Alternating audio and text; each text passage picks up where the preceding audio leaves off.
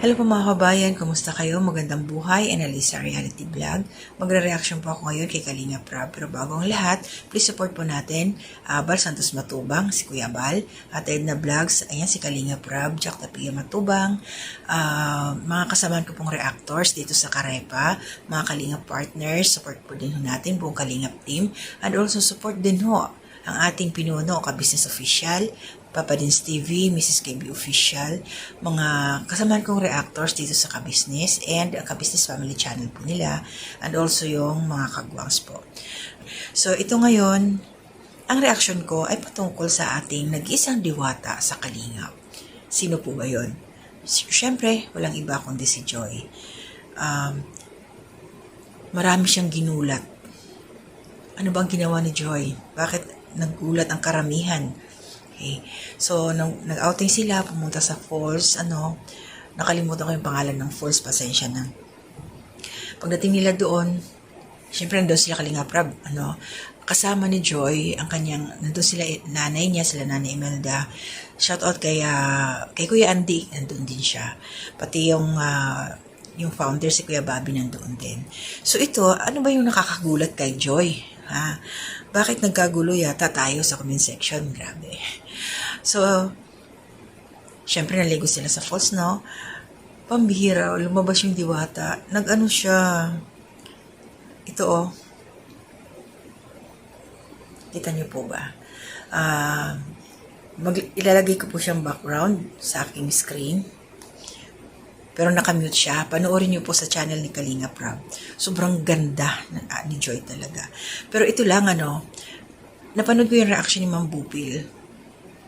Kasi meron siyang, doon may mga comment, may mga nabasa siyang mga komento, na, syempre alam natin si Joy, siya, ay INC ba? Parang,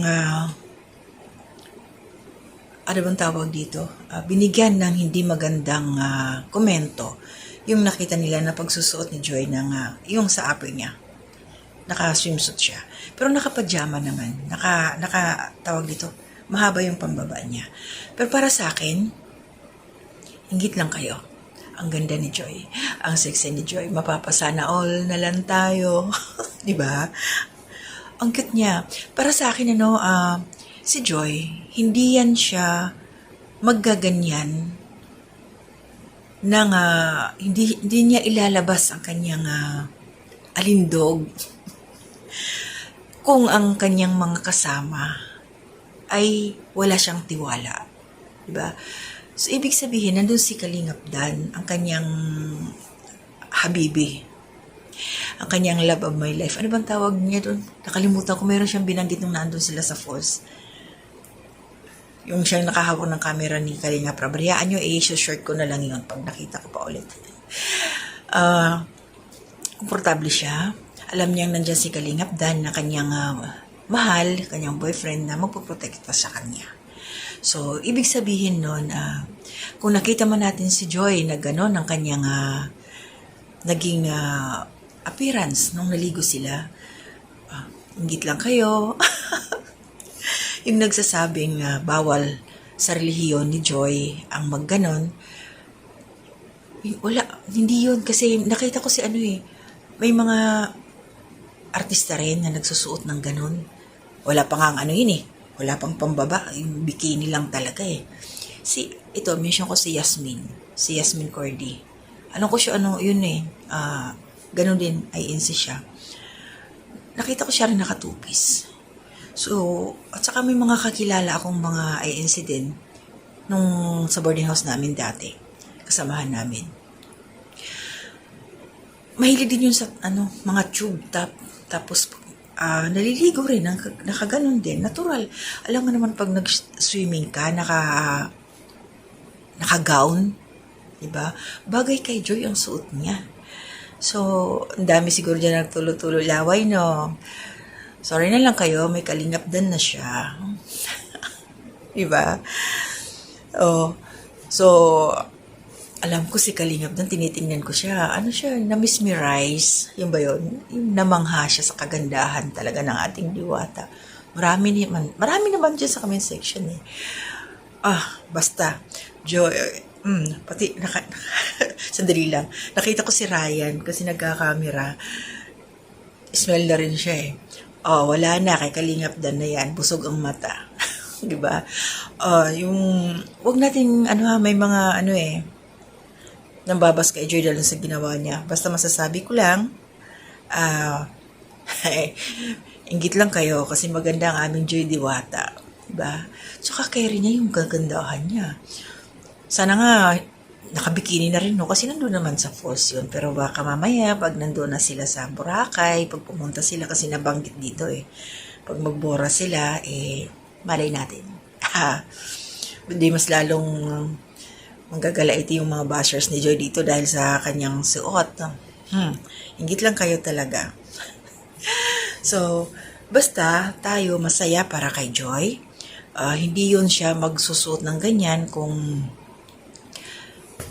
hindi pinayagan ng nanay niya kasi lalo na nanay niya nandoon eh. At saka nasa tamang edad naman na si Joy. So, hindi naman sandali lang. Ito, ang cute. Nakikita niyo po ba? Naliligo sila ni Kalingap Dan doon. Basta tayo, ako masaya para sa kanila. Galing ni Kalingap Rab, no? Ang galing ng ating direktor. Talagang alam niyang kung saan mahuhuli ang kiliti ng kanyang mga viewers. Basta masaya tayo dito sa ating Dan Joy at alam naman natin na in real life sila talaga. Kaya Joy, tawag dito, enjoy mo lang ang sarili mo. At si Kalingap Dan, andyan lang naman yan, nakaprotekta sa'yo. At sigurado, hindi ka na pakakawalan yan, Kalingap Dan, pag ikaw, pinakawalan mo pa si Joy.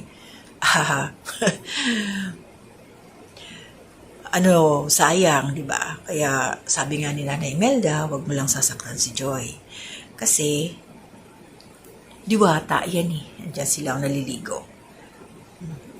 At ito na, nung tapos na silang maligo, nandun na, papahinga na. Kalingap Dan, humihirit ka ng kiss kay Joy. Humihirit siya ng kiss, pero ano lang naman yun.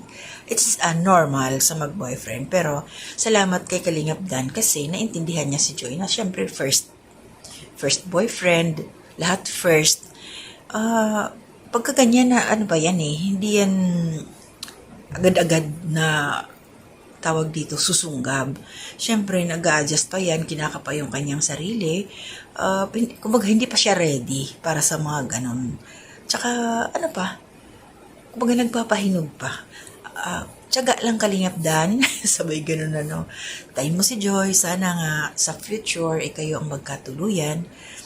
Kasi, mabait na bata. Nakikita ko to si Joy, nasusubaybayan ko siya simula nung umpisa eh. So, yun lang yung sa akin. Maraming salamat sa inyo. Tuloy ang buhay. Sa susunod po ulit, gagawa pa ako ng iba pang mga reaksyon. Hanggang dito na muna ako. Naka-shoutout na ako sa inyo lahat. Yung lagi na rin sa akin comment section, shoutout po. Salamat sa patuloy na suporta ninyo. Good morning po kay Nanay Salvidad, kay Ate Marilyn, ni Corsaniliano Ralph, at saka sa aking family. Mga anak, ingat kayo, Day. God bless sa ating lahat. Hanggang dito na muna. To God be the glory.